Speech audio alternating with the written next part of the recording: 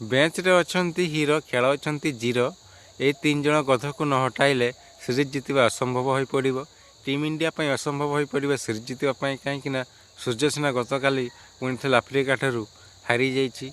देखा गले विशाल 214 रन विजय लक्ष्य पिछा कर टीम इंडिया 19 ओवर गोटे बल खेली 162 रन संग्रह कर ऑल आउट हो जाता। एकाकी लड़े तिलक वर्मा से 62 रन इनिंग्स खेली और जितेश शर्मा 27 रन छाड़ी अन्य बैटर मैंने खाली बॉल खाइबा को आसते। देखा गले सुमान गिल और सूर्यकुमार यादव अधिनायक और उप अधिनायक से मैंने कहीं किए जाने गोटे छक्कार वर्ल्ड कप जिताई नहीं। तो मत तो लगे से बाहर करवा उचित।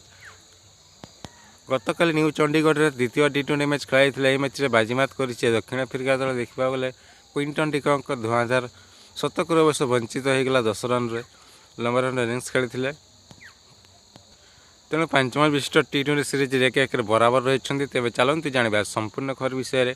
भारत और दक्षिण आफ्रिका मध्य 5 मैच विशिष्ट टी20 सीरीज बेले गतकाली चंडीगढ़ तथा न्यू चंडीगढ़ में खेल द्वितीय टी20 मैच में भारतीय दलर अधिनायक सूर्यकुमार यादव प्रथम थर पर टॉस जीतवार सौभाग्य अर्जन करते। प्रथम टॉस जीति फिल्डिंग करने निष्पत्ति नहीं। यार जवाब में दक्षिण आफ्रिकार टॉप ऑर्डर बैटर तूफानी बैटिंग आरंभ करते। क्विंटन डिकॉक 46 बॉल खेली 90, एडन मार्क्रम 29, अन्य पटे किसी रन कर पेविलियन को फेरी जाता। यार जवाब में 20 ओवर बैटिंग कर 4 विकेट हराई 213 रन संग्रह कर 214 रन विजय लक्ष्य पिछा कर टीम इंडिया ओपनर बैटर मारिबा कौन बॉल देखु देखु आउट हो पलि जाता।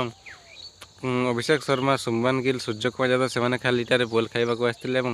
बैट्रे कौन बजेबे से तो पूरा एक्चुअली से भात बदल बॉल खाइबा को आसते पड़िया को। देखा गले भारत तिलक वर्मा जहाँ एकाकी लड़े अन्य बैटर मैंने निराश कले।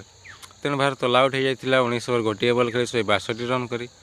तो फ्रेंड आम भिडियो भल लगी भिडियो को लाइक करते भिडियो देखते धन्यवाद।